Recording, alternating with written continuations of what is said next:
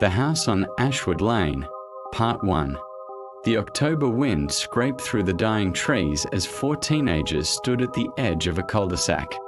No one liked to visit.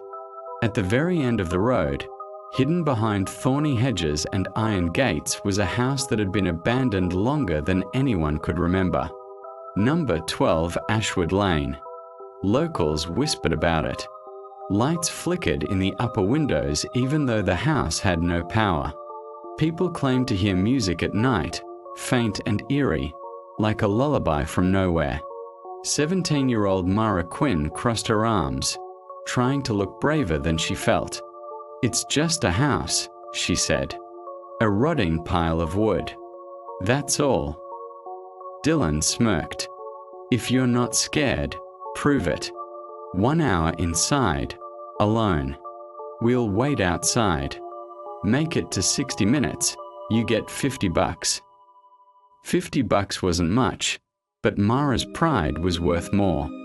"Fine," she said, snatching the flashlight from his hand. As she approached the front steps, the air grew colder. Her breath came out white, even though it wasn't that cold outside. She reached for the doorknob. It turned too easily. The door creaked inward as if it had been waiting. Mara hesitated, glanced back. Dylan waved. "Go on." She stepped into the darkness. Mara froze. That voice hadn't come from outside. It was inside the room with her. She turned in the darkness, trying to pinpoint its source. "Hello."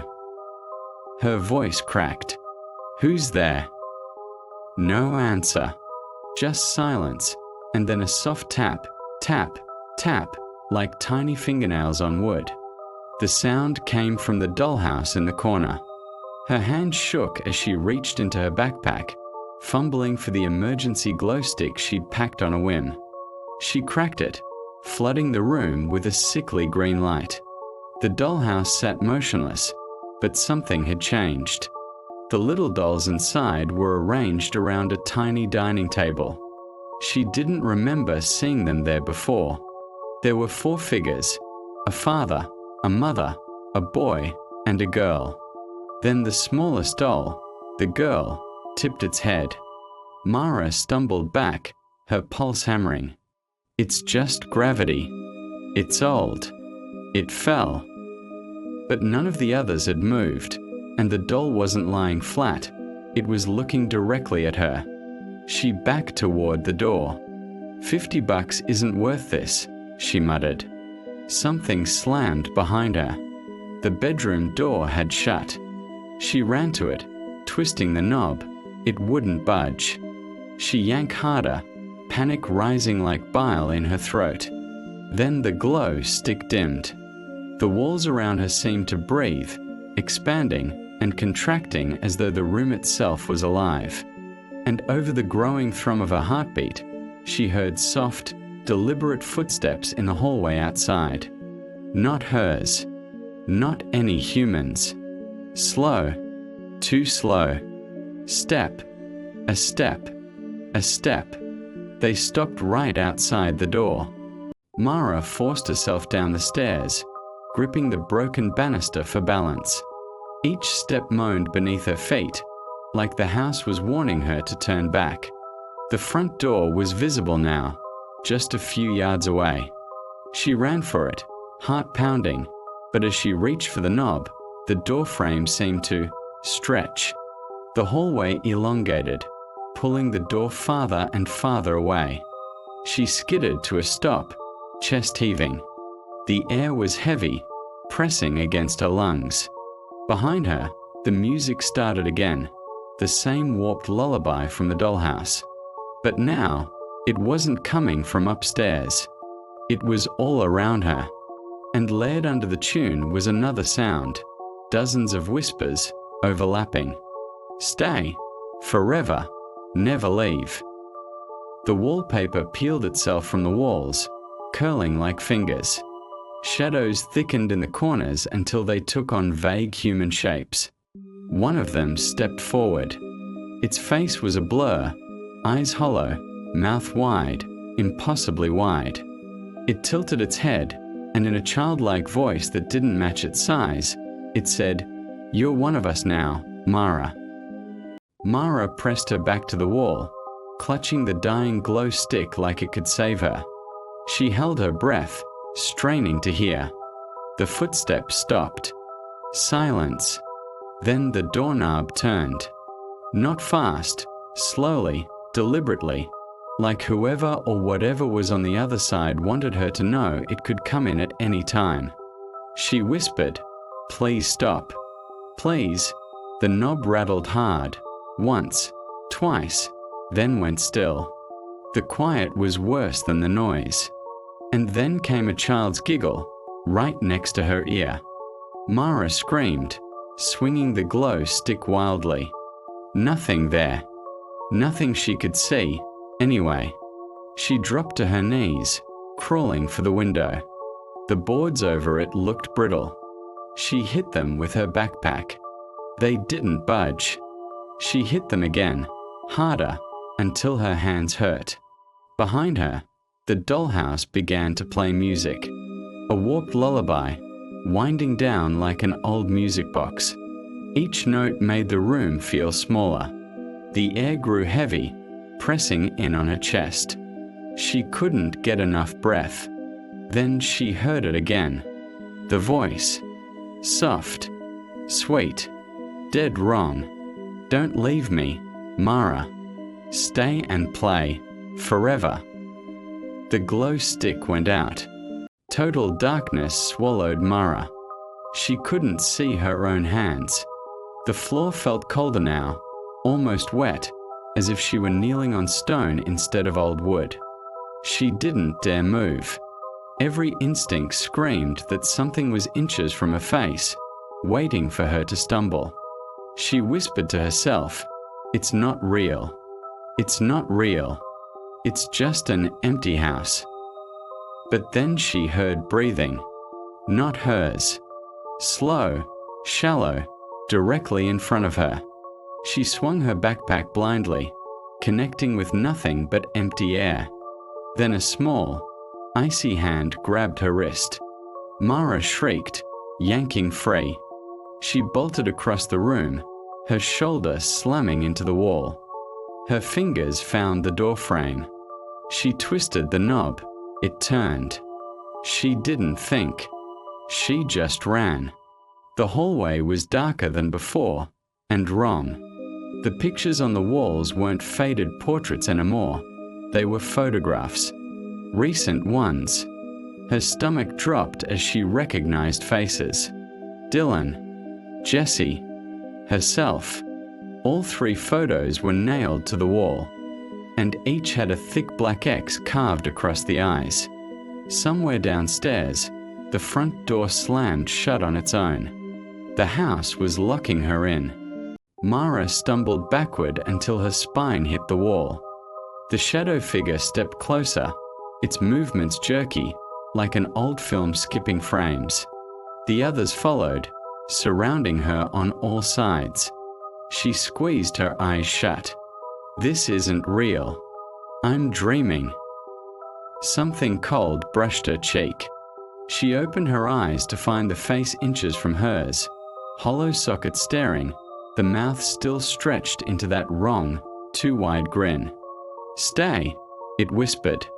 Mara shoved past it, sprinting blindly down the warp hall. The floorboards beneath her feet gave way to soft earth. When she looked down, it wasn't wood anymore, it was dirt. She was running through what looked like a shallow graveyard, right inside the house. Small wooden markers stuck up from the ground. Names carved into them. Henry. Lydia. Mother. Mara. Her name was the newest. The soil below it was freshly disturbed. Mara's chest tightened.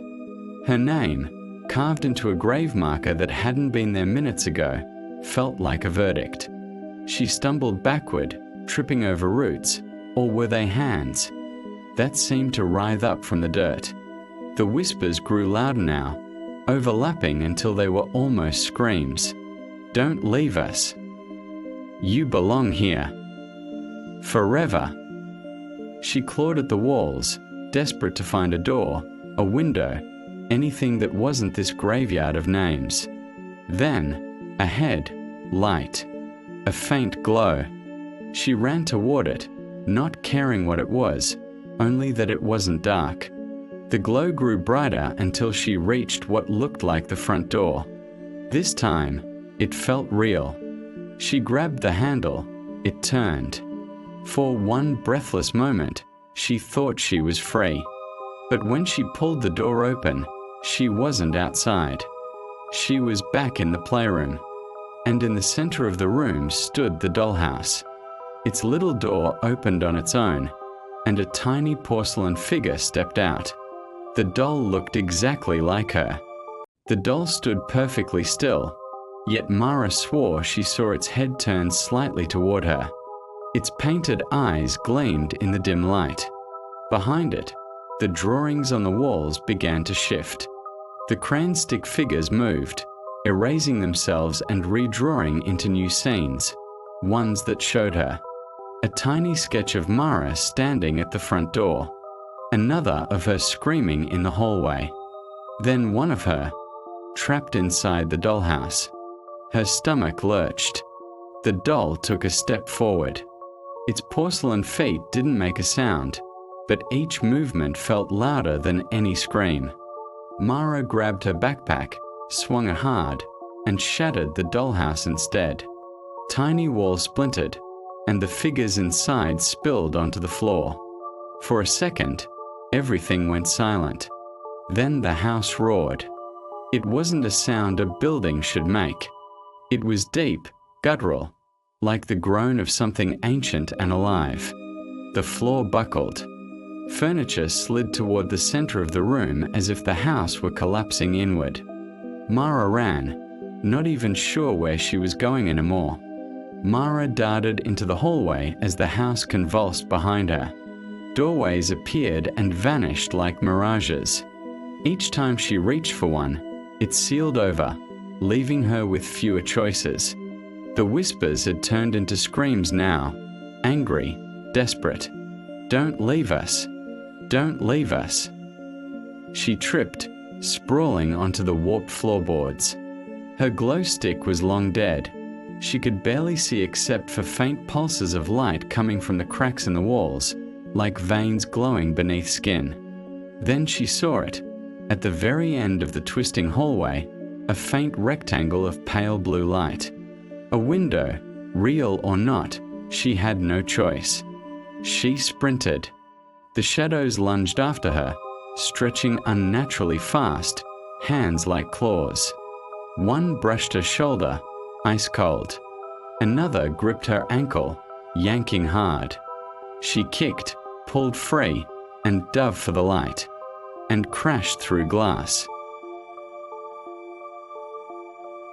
She landed outside, on cold wet grass. The night was silent. The house stood behind her, dark and still, as if nothing had happened. Her chest heaved. She couldn't move for a long time. Finally, she forced herself up, grabbed her backpack, and staggered down Ashwood Lane without looking back. But halfway to the main road, she heard it. A soft, childlike giggle. And when she dared to glance over her shoulder, the house wasn't there anymore. Mara didn't stop running until she reached the edge of town. By the time she saw streetlights and passing cars, dawn was breaking, grey and thin. She collapsed at a gas station, shaking too hard to explain anything to the clerk who called 911. The police took her statement, but when they drove to Ashwood Lane to investigate, there was no house. Just an overgrown empty lot, damp with morning dew. They told her the property had been abandoned and demolished decades ago after a fire. Mara didn't argue. She just nodded, though inside she knew better. That night, she tried to sleep, but the quiet of her apartment felt wrong. Too still, too familiar. On her nightstand sat her backpack, the one she'd carried from the house. She hadn't dared open it until now. With shaking hands, she unzipped it. Inside, beneath her flashlight and phone, was something she hadn't packed. A porcelain doll. Its painted mouth was stretched in a tiny smile, and its eyes were violet.